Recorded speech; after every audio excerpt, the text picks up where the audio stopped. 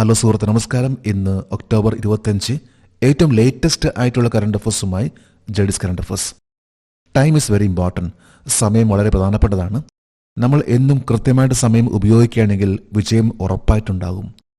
ജഡീസ് current അഫേഴ്സിൻ്റെ ഇന്നത്തെ വീഡിയോയിൽ 27 points ആണുള്ളത്. അതായത് 7 ഹെഡിങ്സ് ആയി ബന്ധപ്പെട്ട് 27 പോയിന്റ്സ്. നാഷണൽ ഇന്റർനാഷണൽ സ്പോർട്സ് ആയി ബന്ധപ്പെട്ട കറണ്ട് അഫേഴ്സ് ആണ്. എന്നും അപ്ഡേറ്റ് ചെയ്യാൻ ശ്രമിക്കുക, നല്ല മാറ്റങ്ങളുണ്ടാകും.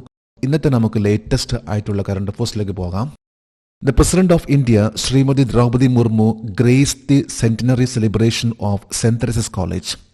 സെന്റ് തെരേസസ് കോളേജിന്റെ ശതാബ്ദി ആഘോഷങ്ങളിൽ ഇന്ത്യൻ രാഷ്ട്രപതി ശ്രീമതി ദ്രൗപദി മുർമു പങ്കെടുത്തു. ഇന്നലെയായിരുന്നു ഈ ഒരു ഫംഗ്ഷൻ നടന്നിട്ടുള്ളത്. എറണാകുളത്തുള്ള സെന്റ് തെരേസസ് കോളേജിലായിരുന്നു ഇന്ത്യൻ രാഷ്ട്രപതി ദ്രൗപദി മുർമു സന്ദർശിച്ചിട്ടുള്ളത്. നമുക്ക് കറണ്ട് അഫേഴ്സിന്റെ ഡീറ്റെയിൽസിലേക്ക് പോകാം. 2025 October 24 Indian president Droupadi Murmu സന്ദർശിച്ച കോളേജ് ആണ് എറണാകുളത്തെ സെന്റ് തെരേസസ് കോളേജ്. 100ാമത്തെ വർഷമാണ് ഒക്ടോബർ 24 സെന്റ് തെരേസസ് കോളേജ് പൂർത്തിയാക്കിയിട്ടുള്ളത്. ഇന്ത്യൻ പ്രസിഡന്റ് ദ്രൗപദി മുർമുവിന്റെ സന്ദർശന വേളയിൽ ഒക്ടോബർ 24 സെന്റ് തെരേസസ് കോളേജിന്റെ 100ാമത്തെ വർഷവും അതുമായി ബന്ധപ്പെട്ടിട്ടുള്ള ചടങ്ങിലാണ് ഒരു കീനോട്ട് സ്പീക്കർ, ഒരു മുഖ്യ പ്രഭാഷണം നടത്തിയിട്ടുള്ളത്. Indian president Droupadi Murmu October 24 1925 October 24 Saint Teresa's college എറണാകുളത്ത് സ്ഥാപിതമായിട്ടുള്ളത്. ഇതേപോലെ തന്നെ മറ്റൊരു കോളേജ് കൂടി ഇന്ത്യൻ പ്രസിഡന്റ് ദ്രൗപദി മുർമു സന്ദർശിച്ചിരുന്നു. അത് ഒക്ടോബർ 23 പാലയിലുള്ള സെന്റ് തോമസ് കോളേജ് ആണ്. അപ്പോൾ സെന്റ് തോമസ് കോളേജും സെന്റ് തെരേസസ് കോളേജ് ആണ് ഇന്ത്യൻ പ്രസിഡന്റ് ദ്രൗപദി മുർമുവിന്റെ ഈ ഒരു സന്ദർശന വേളയിൽ ഉണ്ടായിട്ടുള്ളത്. സെന്റ് തെരേസസ് കോളേജ് ആണെങ്കിൽ 100ാമത്തെ വർഷത്തിന്റെ ആഘോഷം, സെന്റ് തോമസ് കോളേജിന്റെ ആണെങ്കിൽ ഒരു വാലഡറി ഫംഗ്ഷനാണ് പങ്കെടുത്തിട്ടുള്ളത്. ഇന്ത്യൻ പ്രസിഡന്റ് ഒരു പ്രസിഡന്റ് ആയിരിക്കുന്ന സമയത്ത് തന്നെ സെന്റ് തോമസ് കോളേജിൽ എത്തിയിട്ടുള്ള ആദ്യത്തെ ഒരു പ്രസിഡന്റ് ആണ് Droupadi Murmu. India clinch double gold in kabaddi at Asian Games 2025. 2025 Asian youth ഗെയിംസിൽ കബഡിയിൽ ഇന്ത്യ ഇരട്ട സ്വർണം നേടി. കബഡിയിൽ ഇന്ത്യയുടെ ഏറ്റവും ടോപ്പ് ലെവലിലെ ഒരു പെർഫോമൻസ് ആണ് നടന്നിട്ടുള്ളത്. ഇതിൽ ഇന്ത്യക്ക് 2 സ്വർണമാണ് ലഭിച്ചിട്ടുള്ളത്. നമുക്ക് നോക്കാം ഈ കറണ്ട് അഫേഴ്സിന്റെ ഡീറ്റെയിൽസ്.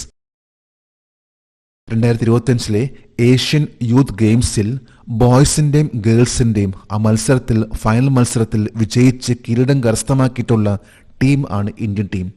ഇന്ത്യക്ക് ബോയ്സിലും വിൻ ചെയ്യാൻ സാധിച്ചു, അതുപോലെ തന്നെ ഗേൾസിലും വിൻ ചെയ്യാൻ സാധിച്ചു. ഇതിലൂടെ തന്നെ ഇരട്ട സ്വർണം ആണ്, ഇരട്ട കിരീടം ആണ് ഇന്ത്യക്ക് ലഭിച്ചിട്ടുള്ളത് 2025 Asian youth games kabaddi മത്സരത്തിലാണ്.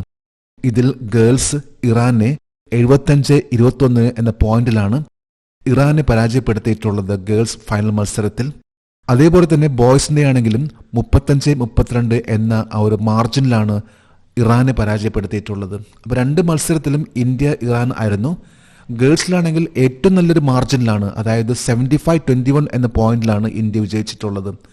Boys ആണെങ്കിൽ 35-32 നല്ലൊരു മത്സരമായിരുന്നു, നല്ലൊരു പോരാട്ടമായിരുന്നു. ആ പോരാട്ടത്തിലാണ് 35-32 എന്ന ആ പോയിന്റിൽ ഇന്ത്യൻ ടീം വിജയിച്ചിട്ടുള്ളത്.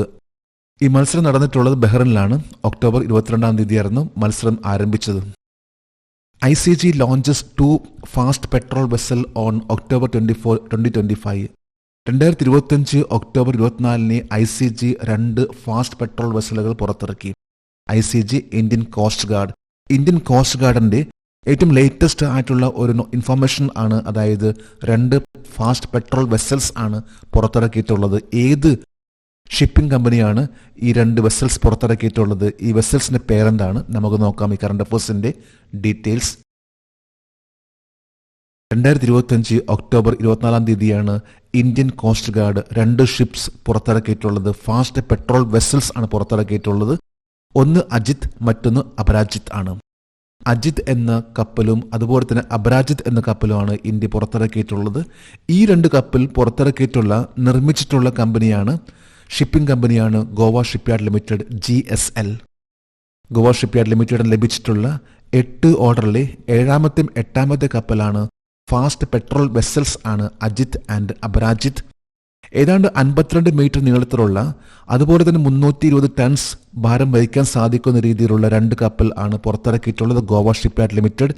ഇന്ന് ഇന്ത്യയിലെ ഏറ്റവും ടോപ്പ് ലെവലിൽ വരുന്ന കപ്പൽ നിർമ്മാണശാലയിൽ ഒന്നാണ് ഗോവ ഷിപ്പ്യാർഡ് ലിമിറ്റഡ്. ഏറ്റവും ലേറ്റസ്റ്റ് ആയിട്ട് അജിത് ആൻഡ് അപരാജിത് എന്ന 2 കപ്പൽ ഇന്ത്യൻ കോസ്റ്റ് ഗാർഡിന് കൈമാറി. That was on 24th October 2025. Mahe, the first of 8 anti submarine warfare shallow water craft. 8 anti submarine warfare shallow water ക്രാഫ്റ്റുകളിൽ ആദ്യത്തേതാണ് മാഹി. മാഹി എന്ന കപ്പൽ ഇത് ഇന്ത്യൻ നേവിക്ക് വേണ്ടി നിർമ്മിച്ചിട്ടുള്ള കപ്പലാണ്.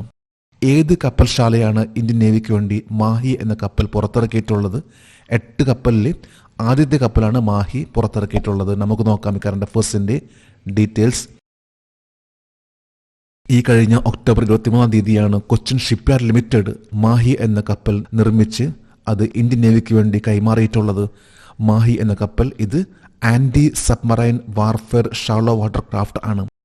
അന്തർവാഹിനി കപ്പലിന് എതിരായിട്ടുള്ള anti submarine warfare shallow water craft ആണ് കൊച്ചിൻ ഷിപ്പ്യാർഡ് നിർമ്മിച്ചിട്ടുള്ള മാഹി എന്ന കപ്പൽ.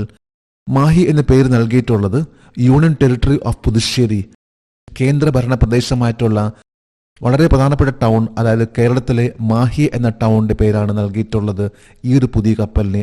Anti submarine warfare shallow water ഇതിലെ ആദ്യത്തെ കപ്പലാണ് മാഹി.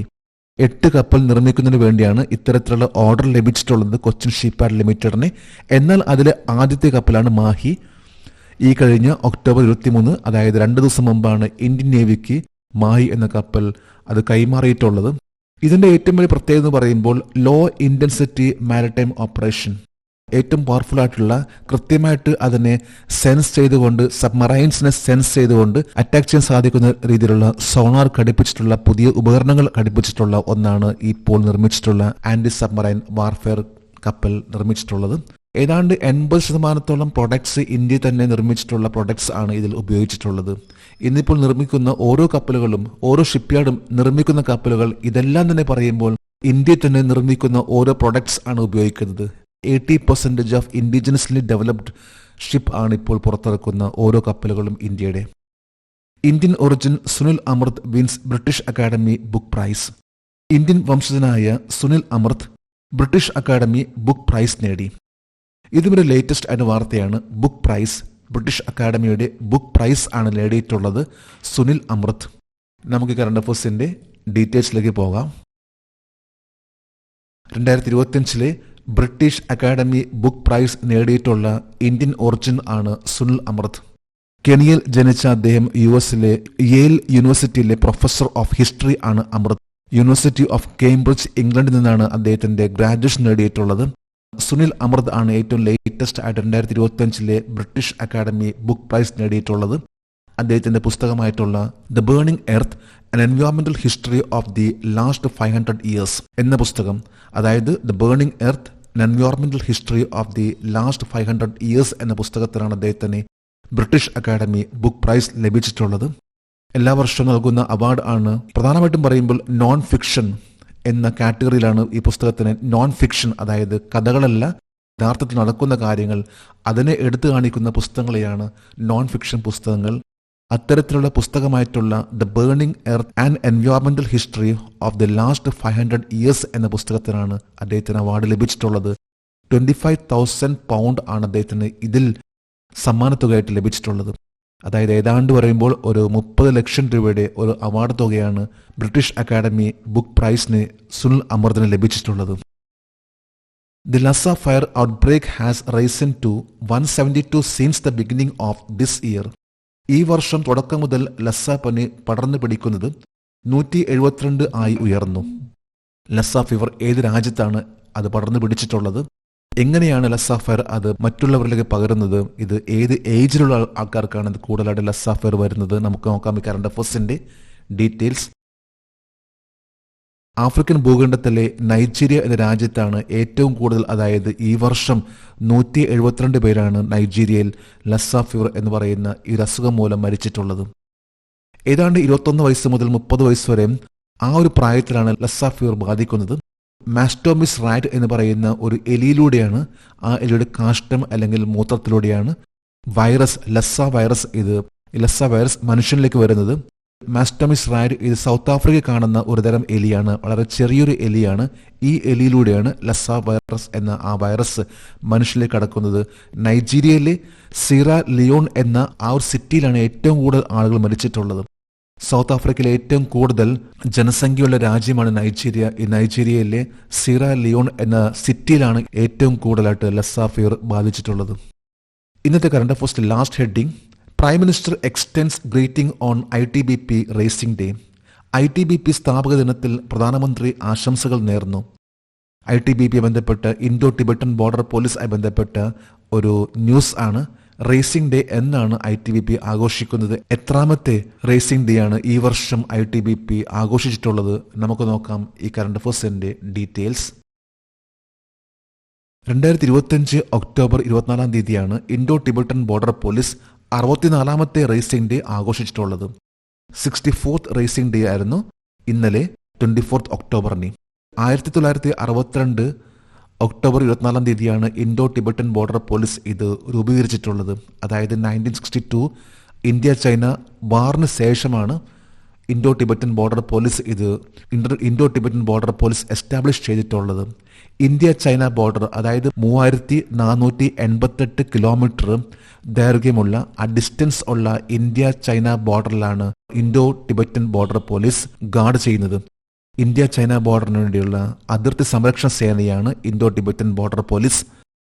ലഡാക്കിലുള്ള കാരക്കോറം പാസ് മുതൽ അരുണാചൽ പ്രദേശിലെ ജാച്ചേപ് ലാ വരെയാണ് അത്രയും ഡിസ്റ്റൻസ് 3488 കിലോമീറ്റർ. ആ ഒരു ഡിസ്റ്റൻസ് ആണ് Indo Tibetan Border Police guard ചെയ്തുകൊണ്ടിരിക്കുന്നത്, കൈകാര്യം ചെയ്തുകൊണ്ടിരിക്കുന്നത്. നമ്മളിന്ന് ഏറ്റവും ലേറ്റസ്റ്റ് ആയിട്ടുള്ള കറണ്ട് അഫയേഴ്സ്, അതുമായി ബന്ധപ്പെട്ട 27 പോയിന്റ്സ് ആണ് ഇന്നിവിടെ ഡിസ്കസ് ചെയ്തിട്ടുള്ളത്. ജേഴ്സ് കറണ്ട് അഫയേഴ്സിന്റെ ഇന്നത്തെ ഈ വീഡിയോ കണ്ടിട്ട് ഇഷ്ടപ്പെട്ടെങ്കിൽ ഈ ചാനൽ സബ്സ്ക്രൈബ് ചെയ്യാനും ഷെയർ ചെയ്യാനും മറക്കരുത്. നമുക്ക് നാളെ വീണ്ടും പുതിയ കറണ്ട് അഫയേഴ്സുമായിട്ട് കാണാം. Thank you very much.